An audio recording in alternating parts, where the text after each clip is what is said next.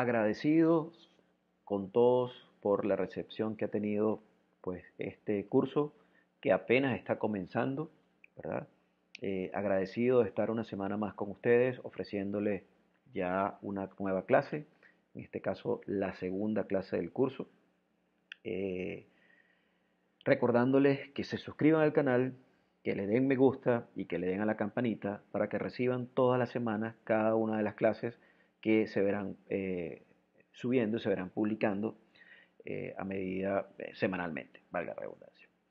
El día de hoy vamos a tocar eh, uno de los primeros temas, pues muy importantes, ¿verdad?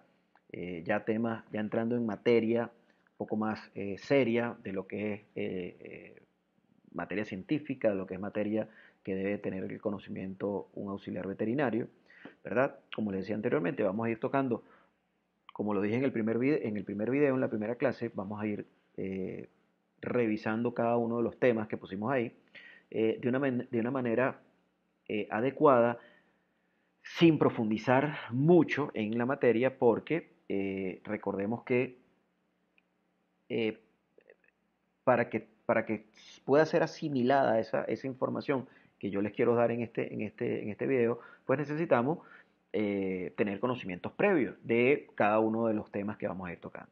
Entonces, todo es una sucesión de temas, una sucesión de videos para ir conociendo a medida que vayamos avanzando, pues cada uno de los temas, ¿verdad? En este caso, o en esta semana, esta clase, vamos a hablar en introducción a la anatomía, ¿verdad?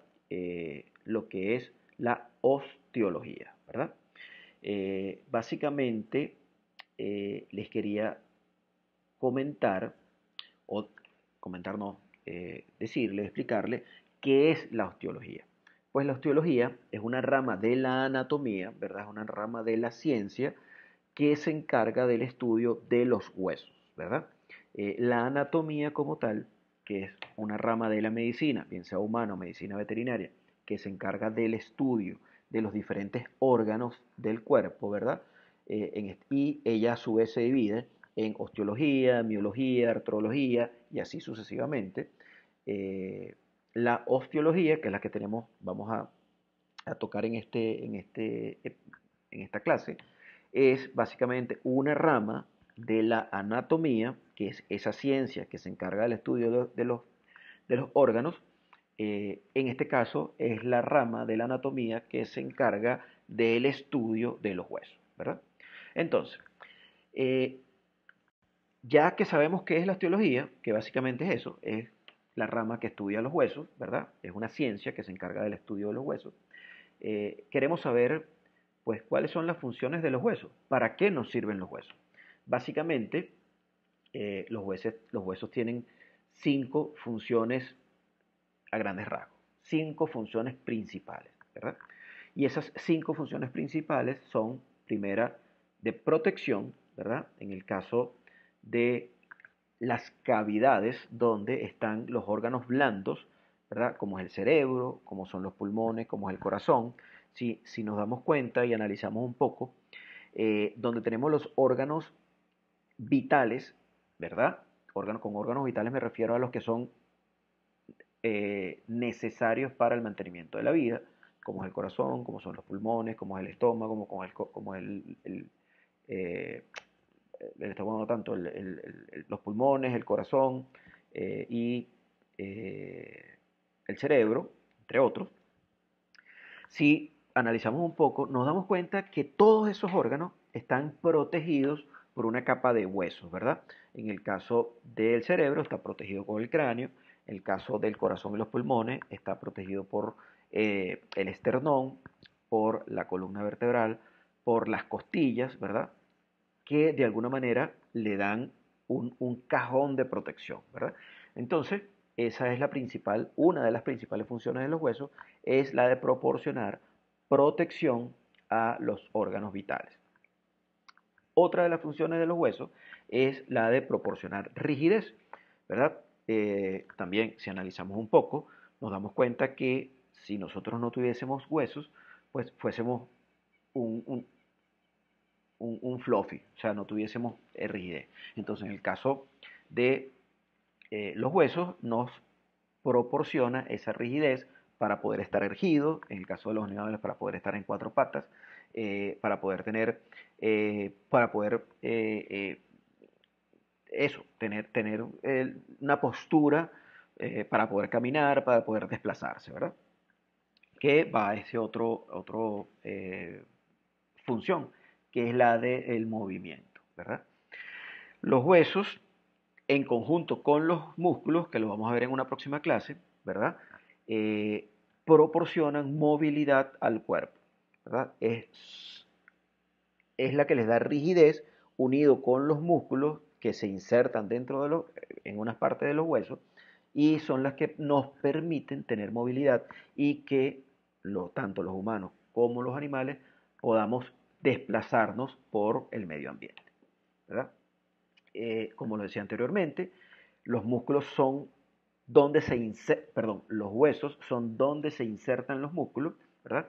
Y eso nos permite la movilidad. Entonces, en diferentes sitios específicos del hueso se insertan músculos y esos músculos van a tener unas funciones específicas que lo vamos a ver ya en el área o en el tema de miología o de músculo.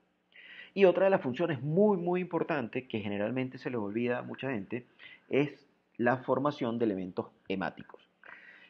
¿Qué quiere decir esto? En los huesos es donde se producen las células hemáticas, perdón, las células que circulan por la sangre, las células que componen parte de lo que compone la sangre, se produce en el hueso.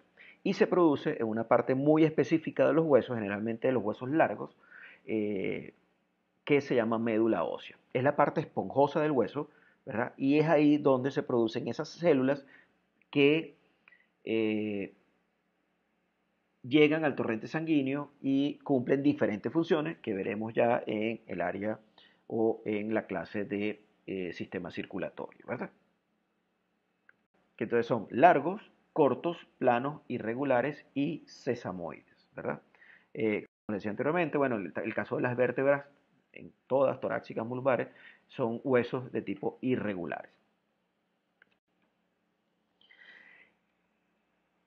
También a grandes rasgos, el esqueleto se divide en dos grandes partes, ¿verdad? Que son el esqueleto axial, ¿verdad? Que si lo analizamos, el esqueleto axial es básicamente como el eje de, de todo el esqueleto, ¿verdad? La parte axial es todo lo que es el eje fundamental y después tenemos el esqueleto apendicular, que es básicamente todas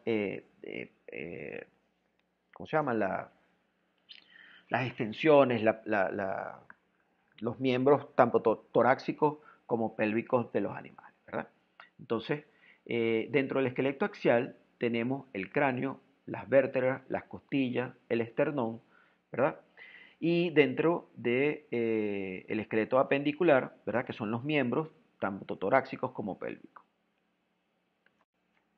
Aquí tenemos una imagen, ¿verdad? Donde en rosado, ¿verdad? Todo lo que es esto, que está en rosado, es básicamente lo que se denomina esqueleto axial, ¿verdad? Como le decía, es básicamente el eje longitudinal del animal, ¿verdad? Eso es el esqueleto axial. Y después tenemos el esqueleto apendicular, que son los miembros, todos los miembros torácicos, los miembros pélvicos, ¿verdad? Donde, pues, para dividirlo en esos dos grandes eh, secciones. Ok, en cuanto al hueso como tal, ya yéndonos un poquito más al detalle del hueso, ¿verdad? Eh, el hueso se compone a grandes rasgos también en hueso compacto, ¿verdad? Que es el área externa, esa parte dura del hueso, ¿verdad? Esa es la parte externa del hueso compacto. Y el hueso esponjoso, que es el centro, es la médula, ¿verdad? Es la cavidad medular, es donde se produce la hematopoiesis. La hematopoiesis es esa que vamos a ver más adelante, es ese proceso mediante el cual se producen esas células sanguíneas, esas células hemáticas que van al torrente sanguíneo. Bueno, esa zona del hueso es una zona esponjosa, ¿verdad? Y la parte exterior es una zona pues compacta y dura. Aquí tenemos una imagen, un poco para que veamos de qué le estoy hablando. Entonces tenemos en el interior del hueso, ¿verdad? El tejido esponjoso, que es esta área pues un poco menos densa que el tejido compacto, que es la parte más externa. Y en el medio tenemos la médula ósea, que es donde se produce la hematopoiesis, ¿verdad? Esto que está aquí arriba son tejidos subcondrales, que son donde se insertan los músculos o donde ellos se generan cavidades de articulaciones y es otra parte del hueso. Pero básicamente a nosotros lo que nos interesa es saber que el hueso se divide básicamente en tres partes a grandes rasgos, que es una parte externa, que es la parte compacta, que es la parte dura, una parte media, que es el tejido esponjoso, y una parte interna en el centro, que es la médula espinal como tal. La columna vertebral, ¿verdad? Se divide básicamente en vértebras cervicales, torácicas, lumbares, sacras y coxígeas, ¿verdad? La cantidad de cada una de ellas varía de especie en especie. En este caso tenemos la fórmula de Canino, que la vamos a ver, pero entonces sabemos que las vértebras cervicales son aquellas que están comprendidas en el cuello, perdón, ¿verdad? En el caso del canino son siete vértebras cervicales. Después tenemos las vértebras torácicas. Esto, si nos vamos de craneal a caudal, estamos yéndonos, ¿verdad? El cuello, el tórax, el lomo, ¿verdad? Entonces, bueno, las vértebras torácicas, en el caso de los caninos, son 13 vértebras torácicas, ¿verdad? En el caso de las lumbares, son 7 vértebras lumbares. En las sacras, que son la parte de la pelvis, bueno, las lumbares es la parte de los lomos, en las sacras es la parte de la pelvis, son 3 vértebras sacras, y la coxigia, que son la cola, pues varía muchísimo en todas las especies de animal, de canino. Entonces, esa fórmula es bastante más difícil de precisar por cada especie. Aquí tenemos una pequeña perdón, imagen donde podemos ver las vértebras cervicales, las vértebras torácicas, las vértebras lumbares, las vértebras pélvicas y o sacras, perdón, y las vértebras de la cola o coxígeo, ¿verdad? Así es como están ubicadas. Y aquí, perdón, un poco más a detalle, si vemos al detalle, aquí vemos que las cervicales, ¿verdad? Tenemos de la 1 a la 7, después tenemos torácica de la 1 a la 12, a la 13 y así hasta llegar a la torácica, que casi no se ve por aquí. Pero eso es una imagen para que les ilustre un poco cómo vienen las vértebras desde pues la parte más craneal hacia la parte más caudal. Eh, en cuanto a los huesos de los miembros, como lo veíamos anteriormente, tenemos dividiendo un poco lo que era el, el, el, el ¿cómo se llama? La parte axial y la parte apendicular. La parte axial, todo lo que son las vértebras, ¿verdad? Que la vimos ahorita, y la parte apendicular, lo que son los huesos de los miembros.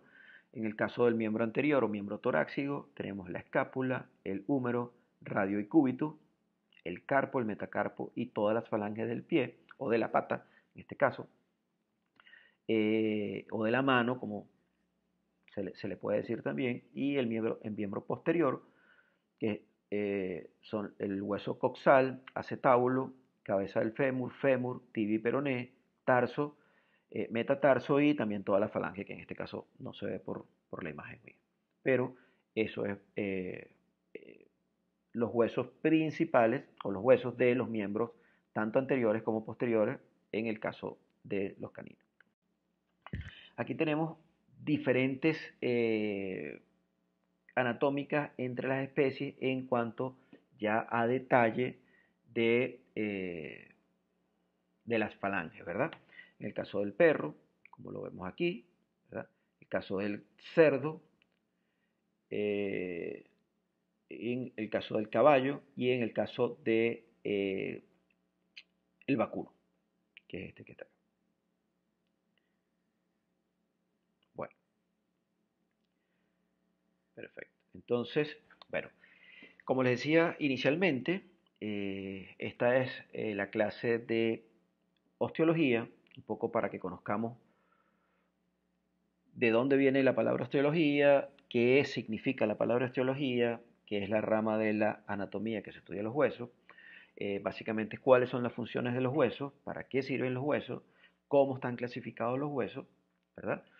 Y un poco cómo se divide la fórmula de las vértebras, eh, cuál es la función de protección de los huesos. Eso es un poco la información que me parece interesante que ustedes conozcan en cuanto a osteología.